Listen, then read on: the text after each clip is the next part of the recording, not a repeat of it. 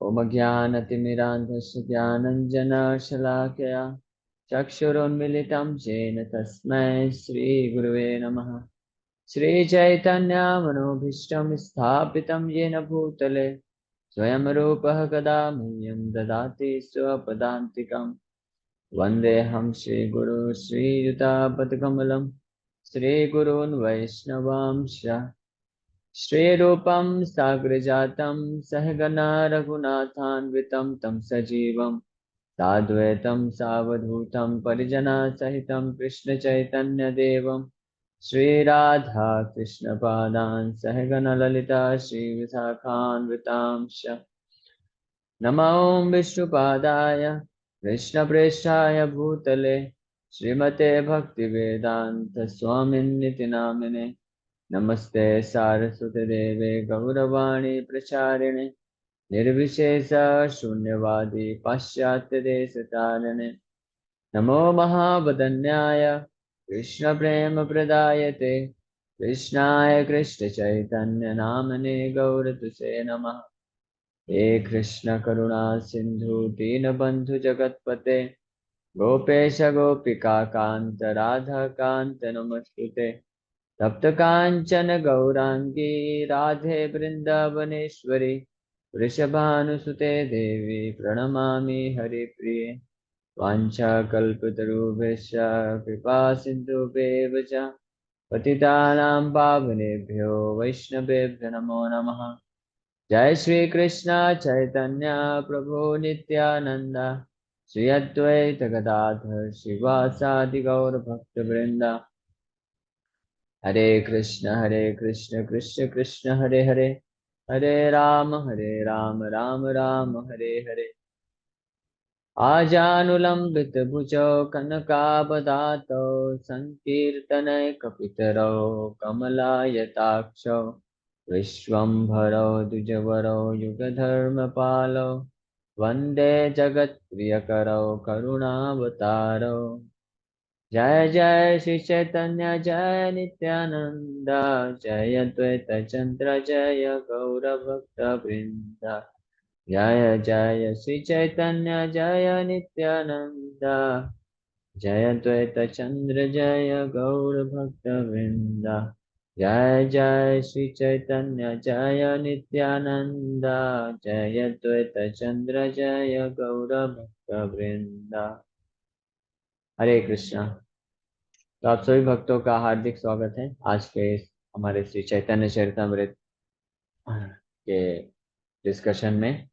तो आज हम लोग प्रारंभ कर रहे हैं चैतन्य चरितमृत आदि लीला पहला अध्याय श्लोक संख्या ये हमने कल कर लिया था, जिसमें कृष्णदास कविराज गोस्वामी बोलते हैं ग्रंथेरारंभ करी मंगलाचरण गुरु वैष्णव भगवान तीन स्मरण। ये तीन का स्मरण करते हुए, गुरु वैष्णव और भगवान का स्मरण करते हुए हमने ग्रंथ का हम लोग आरंभ कर रहे हैं। तीनेरा स्मरण है विघ्न विनाशन अनायासे है निज वांछित पुराण से मंगलाचरण है त्रिविध प्रकार वस्तु निर्देश आशीर्वाद नमस्कार। फिर आप बता रहे हैं कि जो मैंने मंगलाचरण किया है, क्या मंगलाचरण किया था कृष्णदास कविराज गोस्वामी?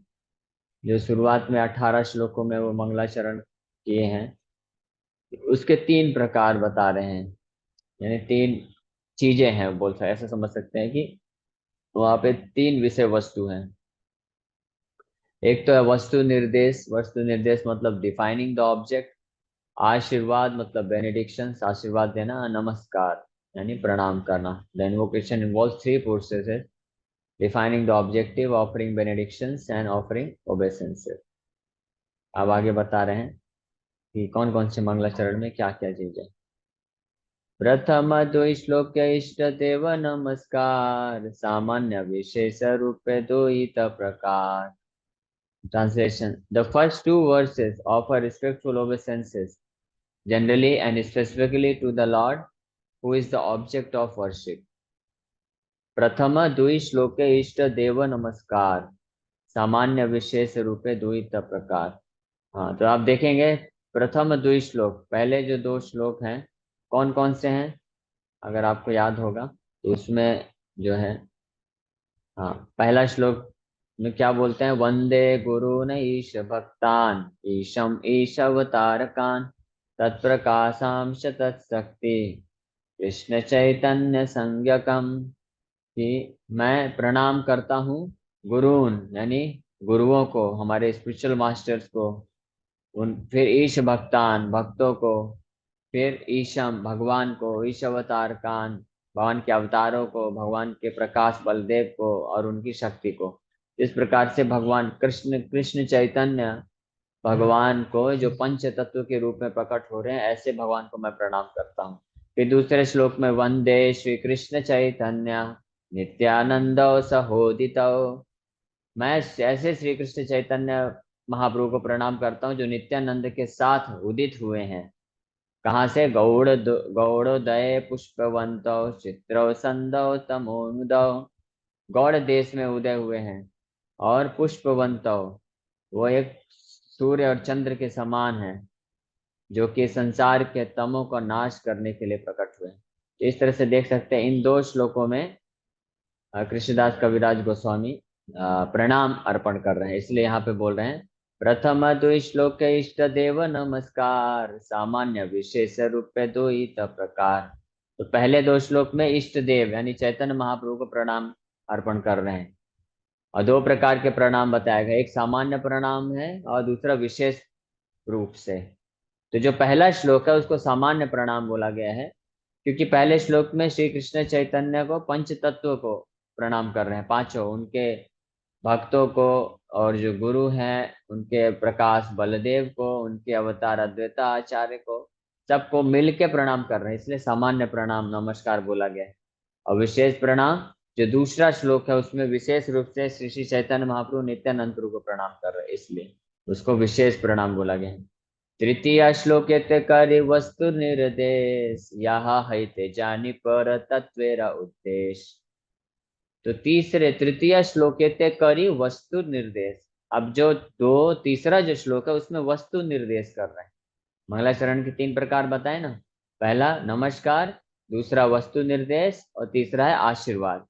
तो पहला नमस्कार यानी पहले दो मंगलाचरण के श्लोक में तो नमस्कार कर लिए, अब तृतीय श्लोक ते करी वस्तु निर्देश, अब मैं तीसरे श्लोकों में मैंने वस्तु निर्देश किया है, यानी क्या सब्जेक्ट मैटर है, किनके ऊपर मैं चर्चा करने वाला हूँ ग्रंथ में, इसके बारे में बताया है। यहाँ है ते जानी पर तत्वेरा उद्देश्य, with such a description one can visualise the supreme truth. इस तीसरे श्लोक के माध्यम से कोई व्यक्ति जो है भगवान परम सत्व पर तत्व, पर तत्व मतलब परम सत्यम परम, भगवान कृष्ण जो पर तत्व है उनके बारे में कुछ कुछ अंडरस्टैंडिंग को विजुलाइज कर सकता है, यानी देख सकता है। In the third verse I indicate the absolute truth who is ultimate substance. फिर आगे बोल रहे हैं, चतुर्थ श्लोक करि जगत आशीर्वाद सर्वत्र मागी ये कृष्ण चैतन्य प्रसाद। अब चौथे श्लोक में क्या किया था कृष्णदास कविराज गोस्वामी, तीसरे श्लोक में श्री चैतन्य महाप्रभु को पर तत्व यानी स्वयं भगवान कृष्ण के रूप में स्थापित कर दिए, ये है वस्तु निर्देश। अब चौथे श्लोक में आशीर्वाद दिया, आशीर्वाद की कामना की, यानी उन्हीं भगवान श्री कृष्ण चैतन्य महाप्रभु को चौथे श्लोक में क्या करते हैं कृष्णदास कविराज गोस्वामी, प्रार्थना करते हैं हम सब भक्तों के लिए कि आप सब भक्तों के हृदय में प्रकट होइए। तो आइए एक बार देखते हैं हम वो श्लोक क्या है, चतुर्थ श्लोक। देखिए ये तीसरा श्लोक में, यद्वैतं ब्रह्मोपनिषदि तदपस्ततनुभाय आत्मान्तर्यामि पुरुष इति सांश विवह षडैश्वर्यपूर्णो यः भगवान् स स्वयमयं न चैतन्यात् कृष्णात् जगति परतत्त्वं परमिह।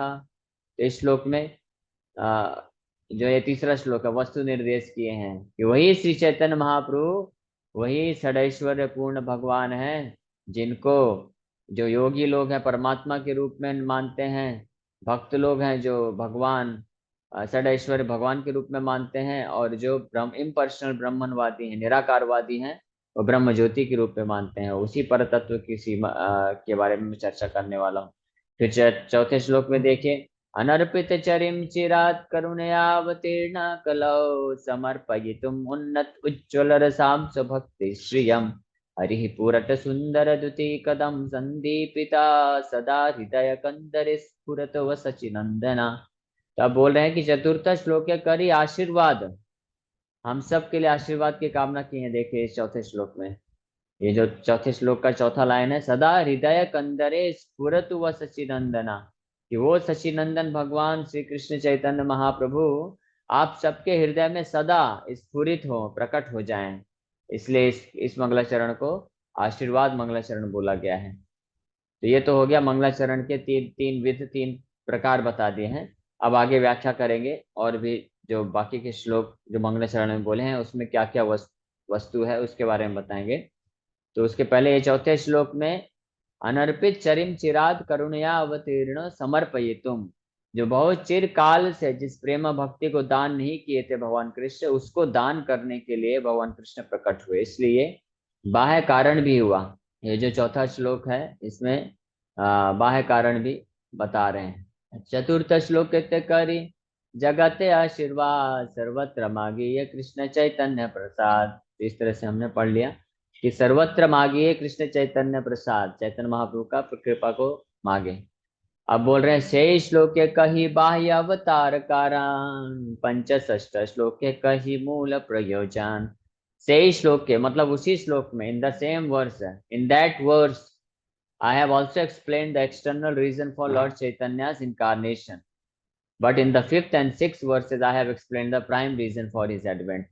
यानी वही जो श्लोक जो अभी मैंने आपको दिखाया, सदा हृदय कंदरे स्फुरतु व सचिनंदना, कि वो सचिनंदन भगवान जो परम परम भगवान कृष्ण ही है, वो आप सबके हृदय में प्रकट हो जाएं, ऐसा आशीर्वाद की मैंने कामना किया।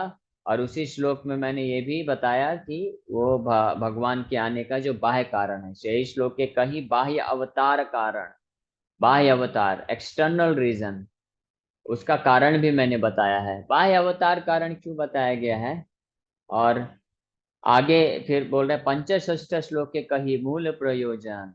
पंचषष्ठ मतलब पांचवें और छठे श्लोक में मैंने मूल प्रयोजन के बारे में बताया कि भगवान कृष्ण का चैतन्य महाप्रभु के रूप में आने का जो सबसे मूल प्रयोजन, मेन कारण क्या है, जिसको आंतरिक कारण भी बोलते हैं, internal reason for his appearance.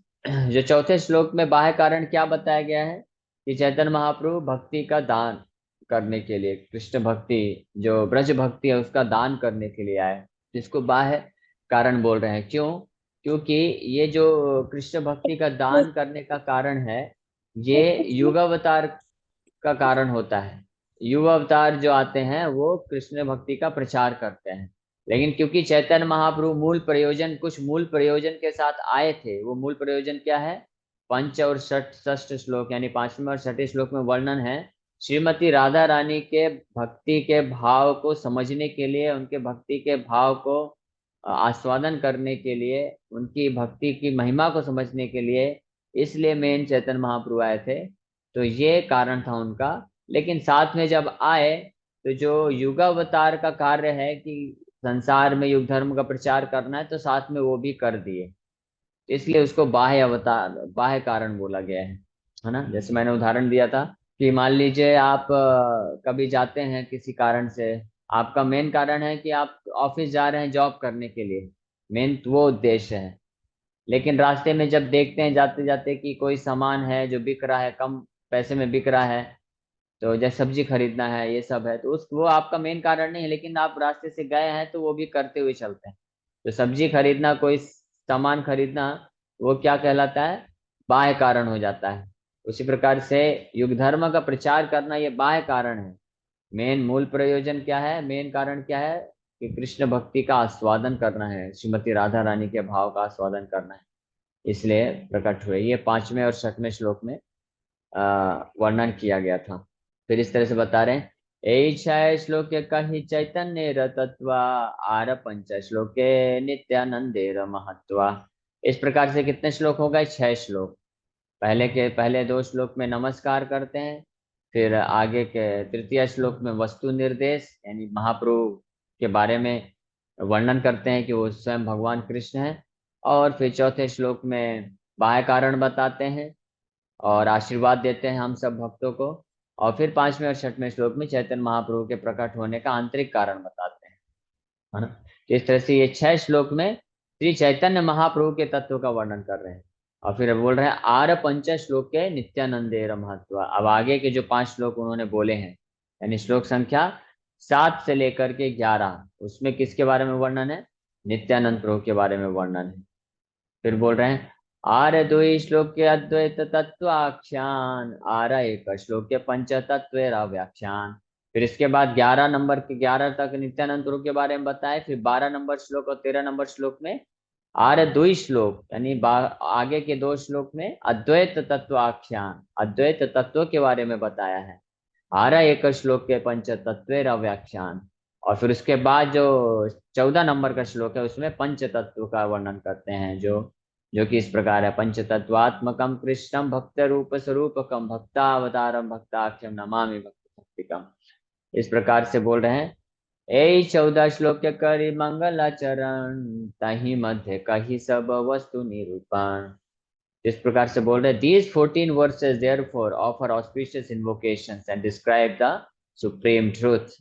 तो बोल रहे हैं इस प्रकार से 14 श्लोकों का इस्तेमाल करके मैंने मंगलाचरण किया, और इसी के मध्य में सब जितना भी वस्तु है सब मैंने निरूपण किया है। अब आगे वो यही 14 श्लोक के करी मंगलाचरण, तही मध्य कही सब वस्तु निरूपण। शब श्रोता वैष्णवेर करी नमस्कार, यही सब श्लोकेर करी अर्थ विचार। अब देखिए यहाँ पे श्रील कृष्णदास कविराज गोस्वामी अभी तक तो श्री चैतन्य महाप्रभु और नित्यानंद प्रभु इनका और पंच तत्व का व्याख्या किए, उनको प्रणाम किए। लेकिन अब इतना ही छोड़ के, इतना ही करके छोड़ नहीं रहे हैं। वो बोल रहे हैं सब श्रोता वैष्णवेरे करी नमस्कार, यानी आप सब जो श्रोतागण हैं यहाँ पे जो सुन रहे हैं, भविष्य में आने वाले जितने भी लोग जिस ग्रंथ को पढ़ेंगे, वो बोल रहे हैं उन सब के चरण कमलों में मैं नमस्कार करता हूँ। यही सब श्लोक के करी अर्थ विचार, ये सब श्लोक के ऊपर एनालिसिस करूंगा। I offer my obeisances unto all my Vaishnava readers as I begin to explain the intricacies of all these verses. आप धीरे धीरे इन श्लोकों के बारे में विचार विमर्श करना प्रारंभ करेंगे। सकल वैष्णव सुन करी एक मन, चैतन्य कृष्णे रसास्त्र मत निरूपण। अब आप सभी भक्तों से अनुरोध कर रहे हैं, ये मेरा अनुरोध नहीं है। कौन अनुरोध कर रहा है?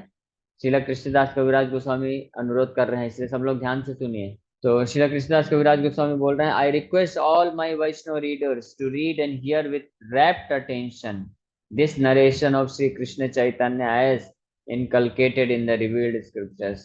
तो देखिए वो बहुत विनम्र भाव से पहले आपको आपके चरण कमलों में उन्होंने प्रणाम किया है।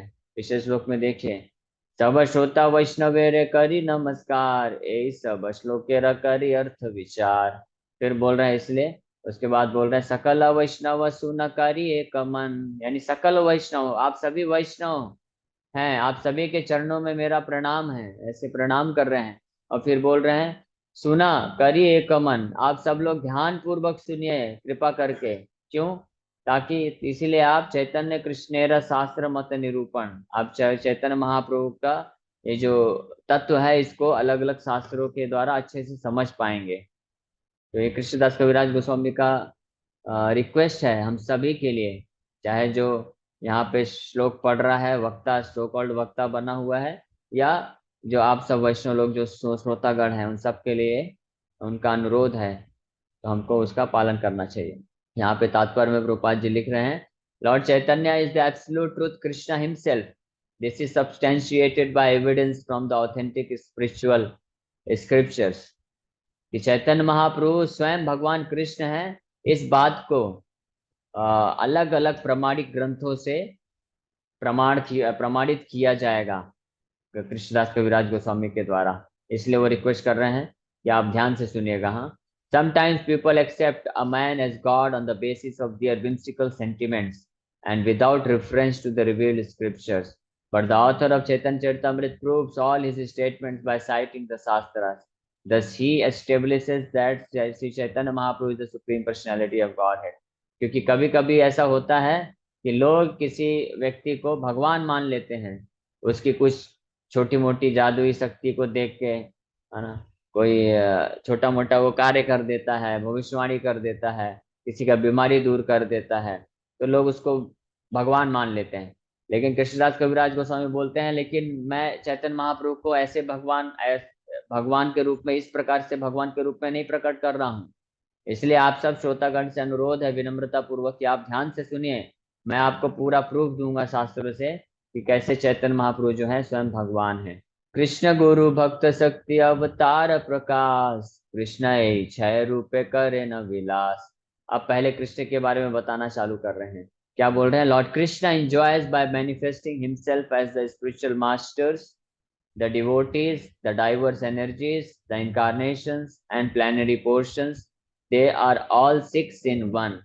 भगवान कृष्ण एक होते हुए भी अपनी लीला करने के लिए अपने आप को 6 रूप में विस्तार करते हैं और अलग अलग लीलाओं का विस्तार करते हैं, लेकिन वो हैं सब एक ही हैं।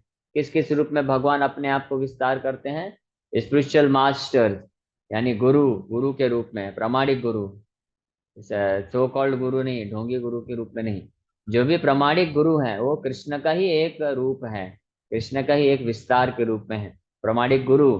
और भक्त, भगवान कृष्ण के जितने भी भक्त हैं, यहाँ पे भक्त मतलब शुद्ध भक्त।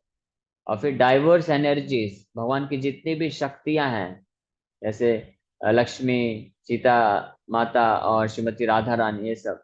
और फिर भगवान के द इनकारनेशंस, भगवान के जितने भी अवतार हैं, राम, नरसिंह, वराह। और फिर भगवान के प्लानरी पोर्शंस, जैसे महाविष्णु, क्षीरोदक्षाय विष्णु, बलराम, संकर्षण, नारायण। ये 6 प्रकार के जितने भी अलग अलग व्यक्ति के रूप में भगवान आते हैं, वो सब एक ही हैं, लेकिन भगवान अपने आप को लीला के लिए विस्तार करते हैं। फिर आगे बता रहे हैं, ए 6 तत्वेर करी चरण वंदन, प्रथम सामान्य करी मंगलाचरण।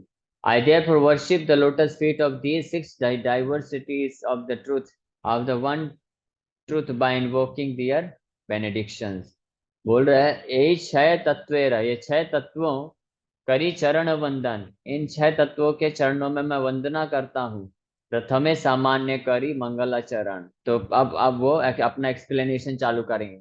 प्रथमे और सामान्य रूप में, प्रथम श्लोक में सामान्य तरीके से इनके चरणों का वंदना करते हैं, जो कि पहला श्लोक है मंगलाचरण का। वंदे गुरुन ईश भक्तान, ईशम ईशवतारकान, तत्प्रकाशांश तत्शक्ति, कृष्ण चैतन्य संज्ञकम।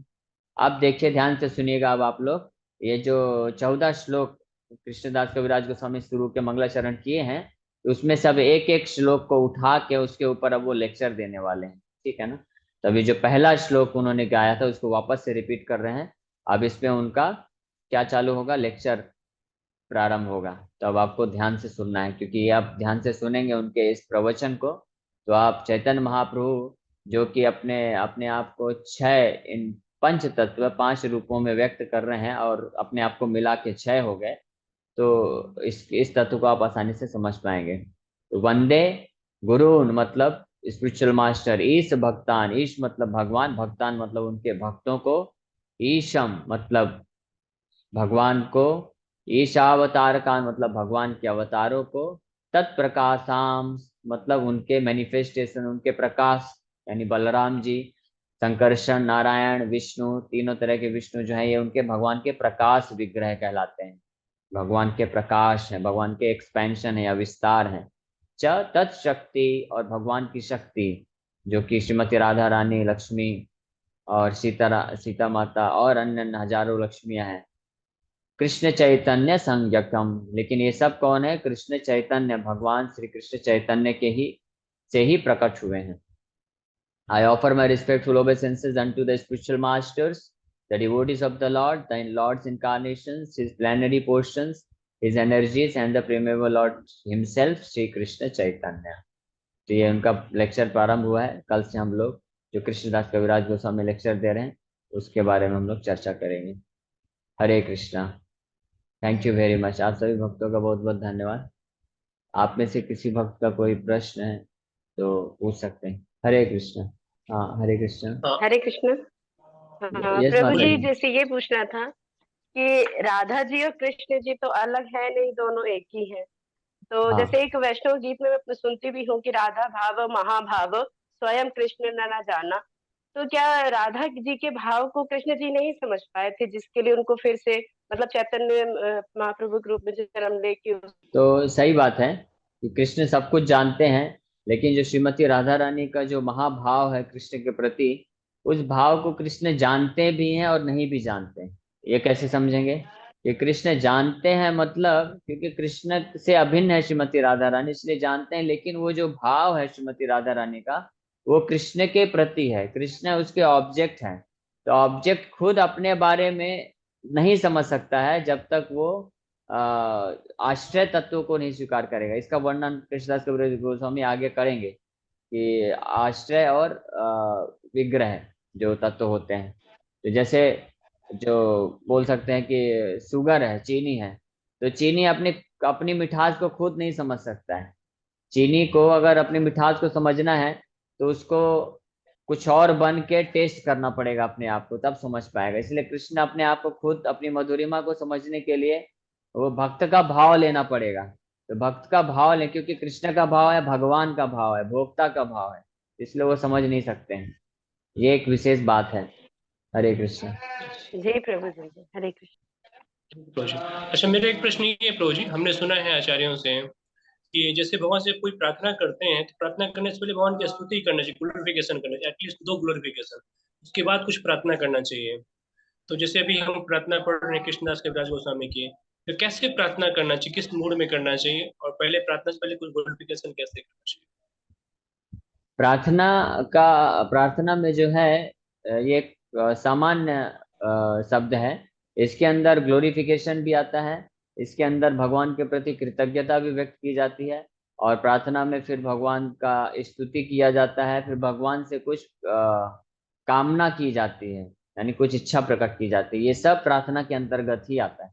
लेकिन प्रायः जब जो प्रार्थना अर्पण की जाती है तो उसमें सर्वप्रथम भगवान का गुणगान किया जाता है, और फिर अपने आप का जो दुर्बलता है, हीनता है, वो प्रकट की जाती है। और फिर भगवान कैसे कैसे कृपा, बहुत दयालु हैं, परम दयालु हैं, इस बात का वर्णन होता है, वो उनके गुणगान में वो चीज आ जाता है। और फिर आखिरी में फिर भगवान से याचना करते हैं कि आप मेरे ऊपर कृपा करिए, मुझे आश्रय दीजिए। ये सब को प्रार्थना कहा जाता है। ये प्रार्थना का पार्ट है, 3 भाग। मुझे बहुत अच्छा बताया, पहली बार आपसे सुना ये, क्योंकि इवन इसको मैंने पहली बार सुना। मैंने पहले सुना था कि पहले ग्लोरिफिकेशन करना है फिर प्रे करना चाहिए, लेकिन आपने कितना बढ़िया समझा, मैंने पहली बार ऐसा सुना। इसको थोड़ा दोबारा रिपीट करेंगे, पहले भगवान ग्लोरिफिकेशन गुणगान करना चाहिए, फिर अपनी दीनता हाँ बताना चाहिए, फिर भगवान को महिमा, थोड़ा रिपीट करेंगे प्लीज, और कहाँ पे लिखा है ऐसे, थोड़ा सा ऐसे ये बोले कि आप हमको ये वंदना भी भक्ति है, नवधा भक्ति हाँ हाँ, तो आप वंदनम भक्ति है, तो थोड़ा सा बताएं। किसी भी महान भक्त का जो प्रार्थना आप देखेंगे भागवत में, वंदना जब करते हैं वो, चाहे अक्रूर जी हैं, कुंती महारानी है, गजेंद्र हैं, तो उनके इसमें आप पाएंगे कि जैसे कुंती महारानी है, तो सबसे पहले प्रार्थना में जब प्रार्थना अर्पण करती हैं तो सबसे सर्वप्रथम भगवान को प्रणाम करती हैं, फिर भगवान का गुणगान करती हैं, भगवान की स्तुति गान करती हैं। फिर उसके बाद अपनी दैन्यता को प्रकट करते हुए फिर याचना करती हैं कि आप कृपा करके मेरा जितना भी आसक्ति है वृष्णि से और कुरुओं से, वो काट के आपके चरण कमलों में मेरा मति हमेशा बना रहे। ये ये प्रार्थना ये बोलती हैं, और फिर उसके बाद फाइनली फिर से प्रणाम करते हैं। तो ये प्रार्थना करने का ये एक प्रॉपर प्रोसेस होता है, जो कि हम लोग भागवत के अलग अलग प्रार्थना में हम लोग ये सीखते हैं। बहुत अच्छा समझा। और किसी भक्त का कोई प्रश्न है? Very good. हरे कृष्णा। और किसी का प्रश्न है तो पूछ सकते हैं। तो साधु संघ का इम्पोर्टेंस बता सकते हो आप थोड़ा टाइम में, शॉर्ट में? शॉर्ट में साधु संघ का इम्पोर्टेंस शॉर्ट में कैसे बताएंगे, लेकिन ठीक है, प्रयास करते हैं। साधु संग सर्व शास्त्र का है, लव मात्र साधु संग सर्व सिद्धि है। चैतन्य महाप्रभु खुद ही बोले कि साधु संग सर्व शास्त्र का है, यानी सारे शास्त्र का कंक्लूजन यही है कि साधुओं का संग करो, साधुओं का संग करो, साधुओं का संग करो। तो उससे होगा क्या? लव मात्र साधु संग सर्व सिद्धि होए। कि अगर लव मात्र बताया गया है कि 1 सेकंड का 14वां भाग, इतने मात्रा में भी अगर किसी का ने साधु का संग कर लिया है तो उसको परम सिद्धि प्राप्त हो सकती है, ऐसा बताया गया है, सर्व सिद्धि हो सकती है। इसके उदाहरण है, जैसे प्रभुपाद जी एक बार प्लेन में ट्रेवल कर रहे थे, तो प्रभुपाद जी कुछ खा रहे थे प्रसाद, तो एक एयर हॉस्टेस आई और बिना किसी को कुछ पूछे उछे प्रभुपाद जी के प्लेट से निकाल के महाप्रसाद और खा ली और चली गई। तो लव मात्र साधु संग हुआ बस।